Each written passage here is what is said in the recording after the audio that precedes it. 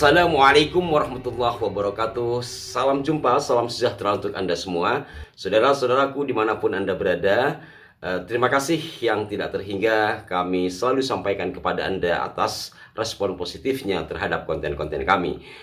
Sahabat-sahabat sekalian, sebagaimana kami ulas pada edisi yang lalu terkait dengan tulisan Kiai Haji Imaduddin Utsman Al-Bantani yang menyorot tentang nasab Ba'alawi, yang dengan judul bombastisnya bahwa isbat nasab Alawi dengan mimpi-mimpi, ada beberapa hal yang menarik yang untuk kita kaji dengan mengambil data atau sumber dari internal Ba'alawi sendiri, yakni dari kitab Al-Ghurar yang ditulis oleh Muhammad bin Ali bin Alwi-Khirid wafat 960 Hijriah, yang mengisahkan berbagai hal terkait dengan persoalan Ba'alawi pada saat itu. Yang pertama, titik poinnya di sini adalah bahwa sejak 6 Hijriah di Tarim sendiri, Hadramaut sana, orang-orang sudah mempersoalkan nasab atau keabsahan nasab Ba'alawi.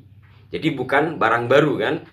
Sebagaimana diulas dalam kitab Al-Ghurar pada halaman 112, demikian tulis Kiai Imad, bahwa atas keraguan akan kebenaran nasab Ba'alawi nyambung kepada Rasulullah, maka diutuslah seorang bernama Ali ke Basra untuk meminta isbat akan kesayidan mereka. Lalu diceritakan dalam kitab tersebut bahwa nasab mereka kemudian diisbat oleh para imam dan para qadhi. Terkait tanggapan Kiai Imad sudah kemarin diulas ya. Hal lain yang kita bisa ambil pelajarannya di sini adalah peristiwa ini ada kesamaan dengan peristiwa pada hari ini, pada tahun-tahun ini. Ini peristiwa yang terjadi pada abad ke-6 Hijriah. Sekarang sudah 1445, abad ke-15 Hijriah. Dulu terjadi di Tarim seperti itu. Berapa ratus tahun abad kemudian terjadi lagi di Indonesia yang dipantik antara lain oleh Kiai Haji Imaduddin. Sebenarnya yang diingini oleh Kiai Imad itu kan, benarkah seorang bernama Ubaid yang kemudian disebut Abdullah, dari Abdullah kemudian menjadi Ubaidillah, kurang lebih seperti itu kan?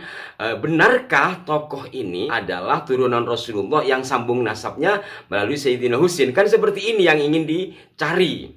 Tetapi kemudian kan melebar kemana-mana, dan di antara pelebaran persoalan untuk menemukan kebenaran fakta ilmiahnya, ada beberapa informasi yang disampaikan melalui media dan juga di kolom komentar kami bahwa nasab Ba'alawi sudah diisbat, sudah ditetapkan, sudah diakui oleh Naqabah Internasional. Termasuk beberapa waktu lalu ya.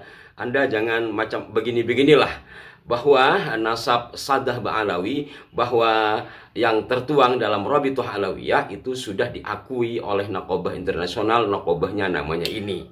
Padahal titik poinnya, kalau dikembalikan kepada pertanyaan Kiai Imad, penelusuran Kiai Imad, bukan Anda atau nasab Anda diakui oleh siapa, tapi benarkah kakek moyang Anda yang bernama ini sambung nasabnya ke Rasulullah dengan mendasarkan kepada fakta-fakta kitab-kitab yang mendekati atau sezaman dengan masa hidup beliau. Yang ingin dicarikan di sini bukan pengakuan.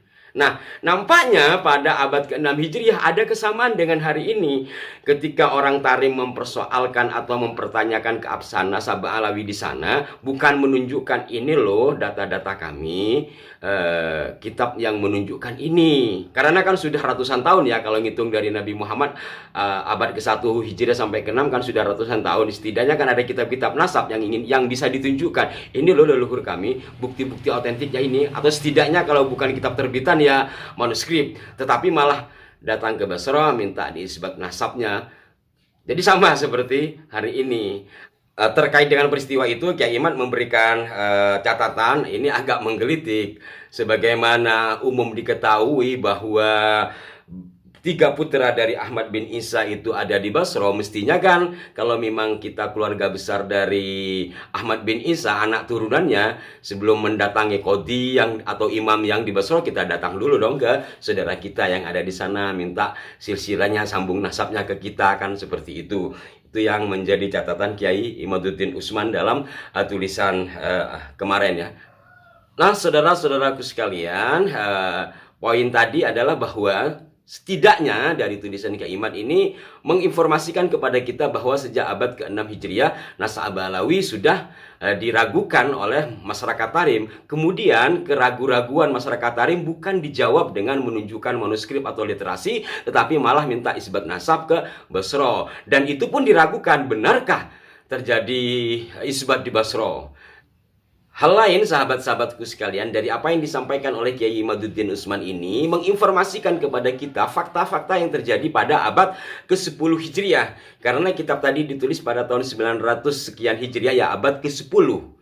Maka dimungkinkan pada abad 10 itu terjadi pergolakan sebagaimana pada hari ini di dalam meragukan nasab Alawi. Saya bacakan dari tulisan Kiai Imad. Dari sana kita dapat memahami bahwa nasab Alawi sangat diragukan di abad ke-10 itu, yaitu ketika Muhammad Khirid menulis kitab Al-Ghurar itu, atau minimal sangat diragukan mulai abad 9, di mana berita isbat ke Basra itu pun diceritakan oleh Al-Jauhar Al-Safaf karya Al-Khatib yang wafat pada 855 Hijriah atau abad ke-9 Hijriah. Sebagaimana diketahui bahwa konstruksi nasab Alawi dibangun di abad ke-9 Hijriah oleh usaha dua serangkai, Al-Khatib dan Ali Al-Sakran. Namun penulis hanya menjadikan Al-Sakran sebagai tokoh awal penyebut nasab Alawi dikarenakan kitab Al-Jauhar Al-Safaf sampai saat ini masih berupa manuskrip aneh dalam tanda petik yang kalangan Alawi sendiri sepertinya tidak berani mencetaknya. Dari sini kita bisa mengetahui bahwa konstruksi atau bangunan nasab Alawi ini dilakukan pada abad ke-9 Hijriah. Usaha dari dua serangkai menurut Kiai Imad, yaitu Al-Khatib dan Habib Ali Al-Sakron sebagaimana yang sering kita dengar namanya dan saya juga pernah mengupasnya di sini.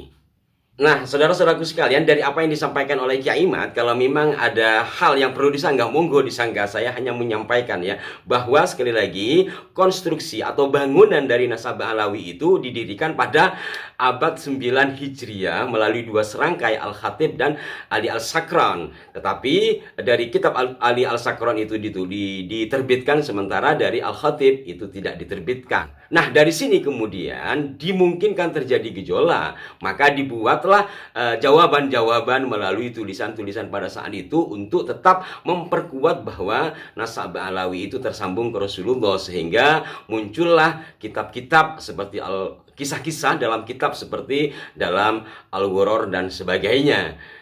Kurang lebih seperti itu yang terjadi pada masa abad ke-10 Hijriah tersebut. Dan jikalau hari ini terjadi dan kemudian ada kesamaan dengan peristiwa masa lalu, mungkin itulah yang disebut pengulangan sejarah. Wallahu a'lam. Tetapi dari semua yang disampaikan oleh Kiai Imaduddin ini, menurut hemat saya perlu juga untuk dikritisi bagi mereka yang memang memiliki data-data untuk mengkritik.